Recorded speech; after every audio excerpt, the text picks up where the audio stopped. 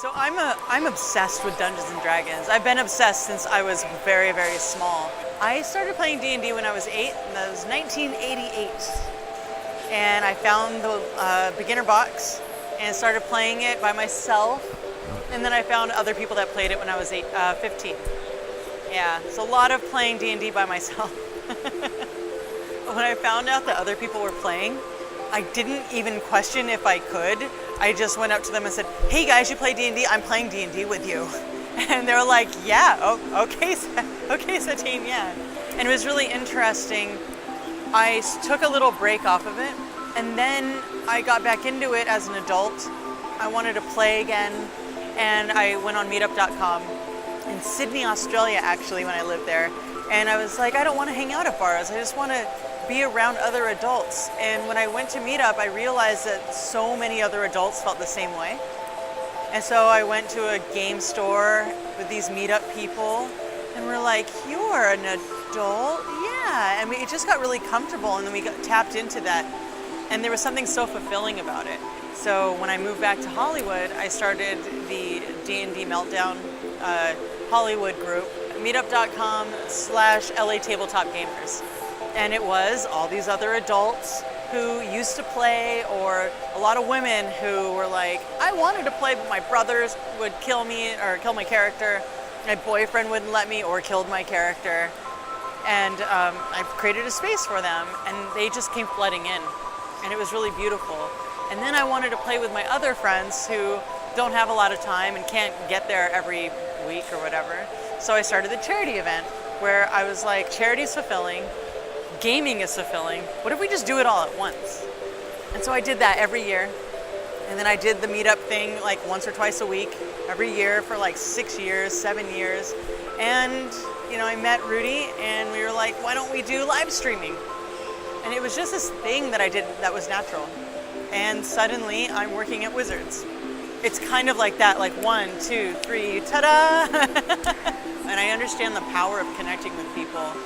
I don't use D&D for it, but it has helped me with my PTSD and coping with a lot of things in life that are very intense. I have really intense brain damage. I got in a car accident a couple years ago, and there are things that I cannot do now. I can admit I am 1,000% not perfect. I can't math as well as I did before, and I was really good at math. And I can't science as good as I did before. Problem solving is not as easy. So when I am at my table, I'm very clear. Hey guys, I'm having a really bad brain day. I need someone else to track initiative. Just me saying that I need help really helps. D&D is such a specific way to exercise your brain. This is you diving in and making decisions and cooperating with other people and making new memories with people. Even though you're just sitting at a table, you're actually making memories. And that right there will heal so many people. Almost 10 years ago, I was in a show called I Hit It With My Axe, and I had a character named Mirror, and she was so cool, and it was really fun. There was this big battle, and there was a random roller thing that happened. I got teleported into the middle of a goblin horde. They reached into my chest, pulled out my heart, murdered me so intensely. And none of my friends went to rescue me. The murder part, that broke my heart. That made me sad. But all my friends trying to save the guest instead of me killed me. I was so mad. I basically table flipped. I do not suggest doing that. I was a much younger version of myself. I had no control. But I got mad, I got angry, I yelled at them, we were screaming, fighting, crying. I mean, it was really emotional. And I was so invested in this character, I felt let down by everybody, and I felt really small.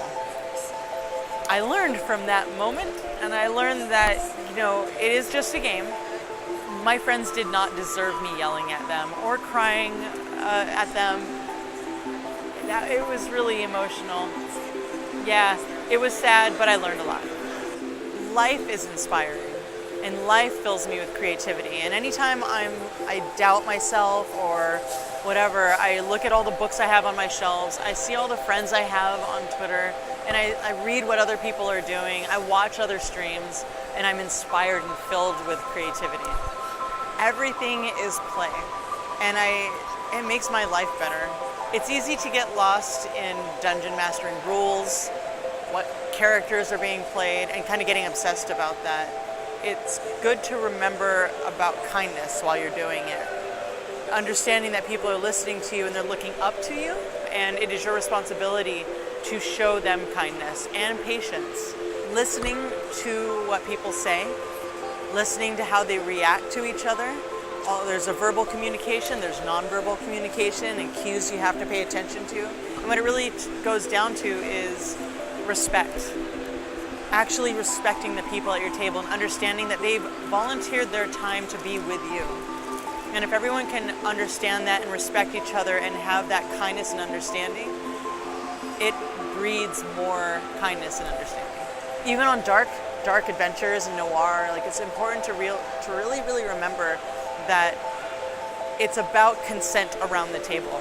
One of the things we do at Maze Arcana before our shows, I'm talking before our campaign even starts, is we find out from our players what their boundaries are.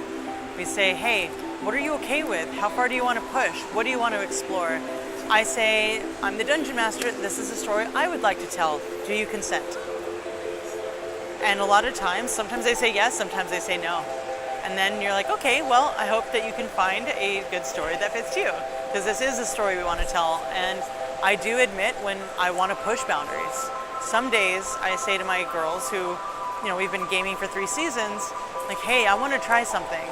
And they're like, okay, well, this is where I'm at today. Like, maybe pull the spotlight off of me today because I can't actually handle that. And I'm like, I got you, it's okay. We use a thing called X cards.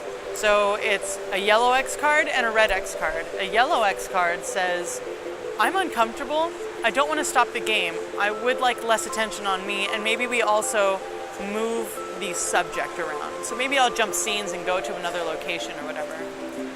The red one says, full stop, I am uncomfortable and I do not want to continue. And that is where we go to break.